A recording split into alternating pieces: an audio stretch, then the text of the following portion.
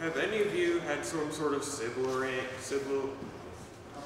or cousinly rivalry in your family, and you just want to knock them down somehow, but you can't without like running your head into them and trying to knock them on the ground?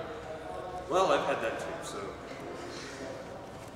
that's why I kind of learned, or not really mastered, judo, which is basically, in Japanese, gentle or yielding way. This was a sort of version of jiu-jitsu by a guy named Juniko Kano in the year 1967 or 1968. He kind of took elements from jiu-jitsu and put it into a different way, more from grappling and putting down the offensive for your enemy.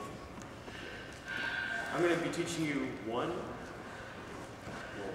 whole takedown from judo, which is called a Soto Toshi, which is probably one of the most easiest ones. Now, there are going to be 3 steps to this. There's going to be getting close to your opponent, using your leg as leverage to knock them down, of course, and using your hand just pushing them down your shirt. So, now, usually, this is judo is a sport, in essence. Mostly it's used in Japan and other cultures, but usually how it starts off, I put my hand over the shoulder. Is that? Now, she had to get in close proximity in order to do that. The other essence is she has to get close, or whenever I mean close, I mean like 3 inches or a foot away from the opponent. It could be toe-to-toe also, but it would kind of be more difficult. And the second step to that is using your leg hoshi. So, get over.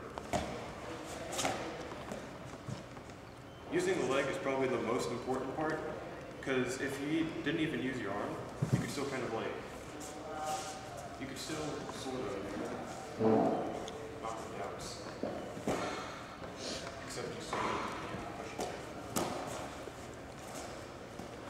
And while you're using it, you probably want to use your hips more, because using your hips more creates more of that power of the kick, per se. More importantly,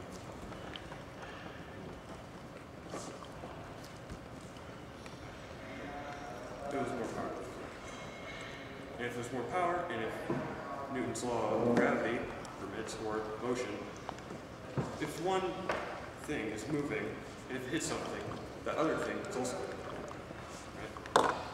This third step is going to be using your hand to actually down, so grab, use your hand, down, as previous steps, using your leg, you just only knock them out a little bit, using your hand, make sure it's down. Now there are other versions, well you can just look here visually, there are other versions of the Sotos.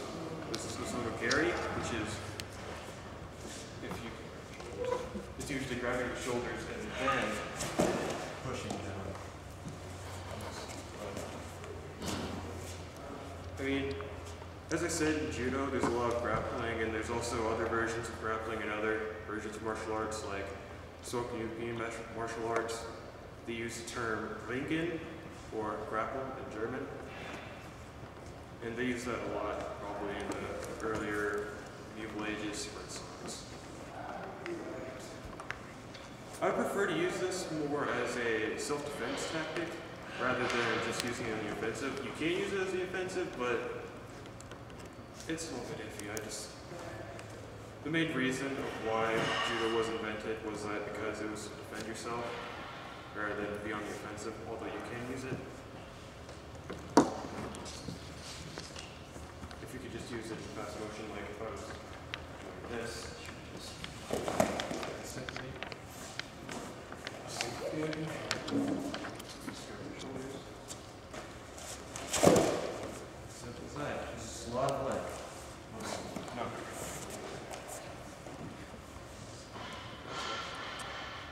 Thank you very much. Let's give him a round of applause.